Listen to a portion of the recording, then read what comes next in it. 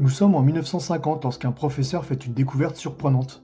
En observant ses étudiants s'acharner à prendre des notes pour fatalement tout oublier quelques jours plus tard, il se met alors instinctivement à tracer trois simples traits sur une feuille et invente ainsi une méthode, laquelle va transformer la manière d'apprendre. Depuis très longtemps, on t'enseigne ce que tu dois apprendre, comme des formules, des dates, des définitions, mais malheureusement, on ne t'explique presque jamais de quelle manière les assimiler. Résultat, une accumulation d'informations sans trop souvent réellement les retenir. Et si alors le secret pour booster ta mémoire n'était pas dans le contenu, mais plutôt dans la manière dont tu te sers de ton stylo sur le papier? Ce professeur, Walter Pauck, crée à l'université de Cornell une méthode qui semble enfantine au premier abord. Tout simplement diviser une feuille en trois zones. Mais derrière cette simplicité, il y a une mécanique cognitive redoutable. Sans le savoir, il anticipe des découvertes en neurosciences sur la mémoire et l'apprentissage qui n'arriveront que bien des décennies plus tard. Effectivement, cette méthode n'est pas qu'un outil de prise de notes, cette dernière agit tel un exosquelette pour ton cerveau.